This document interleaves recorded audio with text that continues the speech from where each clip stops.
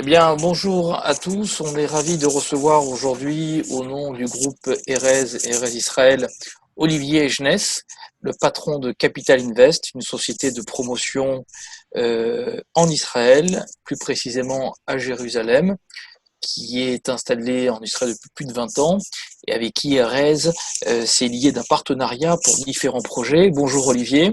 Bonjour. Merci de prendre quelques minutes pour nous éclairer un petit peu sur toute cette période que nous venons de traverser. Donc ma première question, évidemment, serait de reprendre un petit peu à travers vous le pouls de la situation générale pendant ces 2 mois. Quelle a été votre perception et quelles ont été un petit peu les conséquences de tout cela?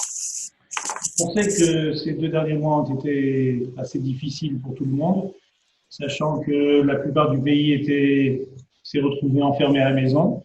D'un autre côté, on a eu la chance dans le secteur immobilier de faire partie des activités qui ont été définies comme des activités indispensables. La construction a continué de manière régulière, donc si vous voulez, tous les chantiers en cours ont pu continuer à travailler. Et bon, ce qui était plus difficile, c'était bien sûr tout ce qui était on va dire, en cours de planning. Ça a pris un peu ça s'est un petit peu arrêté, on va dire, pendant quelques temps, mais on a rapidement repris le travail. Donc en fait, si on comprend bien les chantiers, tout ce qui est construction, ils n'ont pas trop souffert, voire pas du tout souffert pendant cette période-là. C'est le côté plutôt administratif et surtout le volet tourisme qui a probablement un petit peu gelé temporairement le marché. Ce qui a fait temporairement le marché, c'est ça, c'est que bon, étant donné que les gens étaient à la maison, qu'on n'a pas que les aéroports sont fermés, qu'on n'a pas de visite de l'extérieur, il y a moins eu de mouvement au niveau des ventes et des, des gens qui sont venus voir les appartements ou voir les différents projets qu'on avait, si vous voulez, en commercialisation. Ça a pris un peu de retard, on va dire, où ça s'est arrêté pendant un petit moment. Mais d'un autre côté, on a continué à construire, donc on n'a pas été tellement sur la construction, on n'a pas pris de retard, ce qui est très important. On a eu quelques jours où c'était très indéfini au départ, où on n'était pas sûr et on n'avait pas vraiment encore les instructions nécessaires, mais une fois qu'on a reçu les instructions, qu'elles étaient claires, on a pu continuer à construire de manière régulière pendant toute cette période. Donc, c'était une bonne chose. D'accord. Pour les ventes, c'est, si vous allez-y, je vais laisser poser des questions. Je vous réponds. Non, non, mais c'est exactement la question que j'allais vous poser, effectivement. J'imagine qu'en termes de volume, ça devait être effectivement plutôt calme. Et du coup, par rapport au prix, il y a beaucoup d'interventions aujourd'hui sur le marché, faisant état que le prix du marché, et voire même à Jérusalem, n'a pas beaucoup baissé, voire pas du tout baissé. Vous confirmez? Ah, tout à fait. C'est-à-dire qu'aujourd'hui, on s'est, comme je dis, pendant une période où on n'a pas entendu parler d'acheteurs. Mais là, depuis que ça a repris, c'est que depuis que les choses ont repris, les gens téléphonent, on n'arrête pas, ça n'arrête pas. On a des agents immobiliers qui nous contactent sans cesse. Ils veulent absolument des appartements. On a d'ailleurs fait, dire, ces derniers jours, fait une énorme transaction dans un de nos projets sur plan, qui a été, qu'on a clôturé, qu'on a signé la semaine dernière, à des prix qu'on n'avait pas avant la Corona. D'accord, c'est intéressant. C'est vraiment intéressant. Donc une résistance du marché qui quand même Moi, est extrêmement intéressante. Oui, pardon?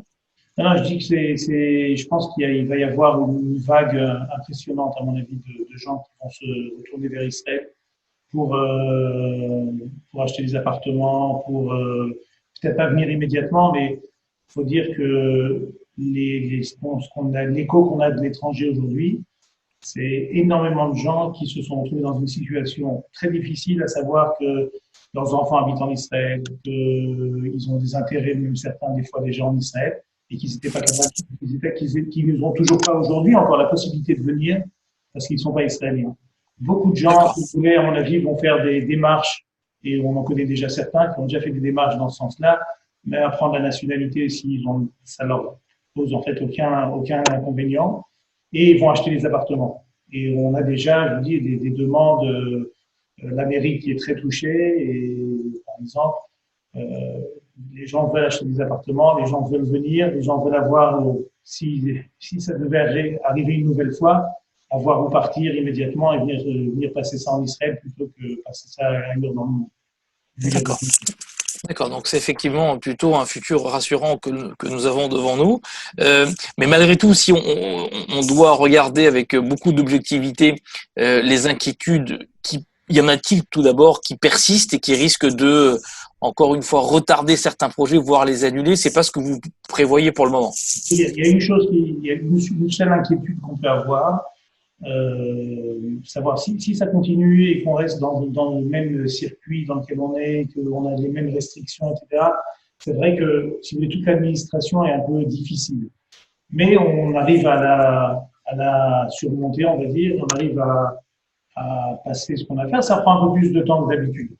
Mais D'accord. sinon, à la fin du compte, on a ce qu'on veut et on arrive à faire avancer nos projets. La construction, il ne devrait pas y avoir de problème parce que si vous voulez, les équipes sont en Israël, elles viennent travailler, on a ce qu'il faut en Israël, tous les matériaux sont là, et on ne manque de rien en Israël. Donc, c'est pas un problème. D'accord. Et un dernier point, Olivier, pour ne pas vous prendre trop de temps, concernant l'environnement bancaire, surtout l'accompagnement des projets que vous pouvez avoir, y a-t-il eu, euh, grâce à cette ou à cause de cette crise, un petit durcissement des relations avec les banques sur les cautions qu'elles demandent, sur les garanties qu'elles demandent, ou pas du tout? Il n'y a pas eu de modification du tout. Les banques israéliennes ne sont pas tellement généreuses en général de toutes les manières. D'accord. C'est pas que les banques israéliennes vous prêtent de l'argent de manière tellement facile comme on l'a même en Europe, etc. Donc on a l'habitude de travailler avec les banques, donc elles sont très très vigilantes dans les projets dans lesquels elles rentrent. C'est pour ça d'ailleurs que quand on a un accompagnement bancaire ensuite, c'est souvent une grande satisfaction pour l'investisseur ou pour les gens qui participent à nos projets. Parce que les banques Super. sont très vigilantes, donc et donc il n'y a pas de raison de durcir ça, quoi. On a déjà des conditions qui ne sont pas les conditions qu'on connaît à travers le monde de toutes les manières. Mais il faut savoir que, juste encore une petite chose que je voudrais rajouter, c'est que nous, on travaille dans un secteur qui est très précis. On est plutôt dans la construction, mais dans la construction d'appartements de luxe. Des projets qui sont des projets dans les quartiers les plus aisés de Jérusalem, de Tel Aviv, etc. Et donc, on a une clientèle très particulière et on a une construction aussi qui est très particulière. Euh, je dirais, il ne faudrait pas prendre mes propos sur toute la construction en Israël, sur tout le type de projet qui existe en Israël. Il faudrait peut-être, si les gens prennent cette interview pour avoir des informations, si on parle de la construction qui est de masse, etc., je dirais que j'ai pas d'expérience pour donner mon avis sur cette Très bien. Je construction. comprends. Je comprends. Bah, merci Olivier, c'est très très clair et avec beaucoup de justesse sur vos propos. J'encourage tous nos clients qui vont recevoir effectivement ce podcast avec Olivier, s'ils sont intéressés d'avoir plus de précision sur les projets qu'Olivier et que nous, RS, nous regardons avec Olivier dans le futur, bah, qu'ils n'hésitent pas à m'envoyer un petit message et on se fera un plaisir d'envoyer effectivement avec Olivier bah, toutes les plaquettes concernant ces projets. Olivier, il ne me reste plus qu'à vous remercier au nom d'Erez et Erez Israël. Prenez soin de vous et de vos équipes et à très bientôt, j'espère. Bientôt, merci beaucoup à vous. Au revoir.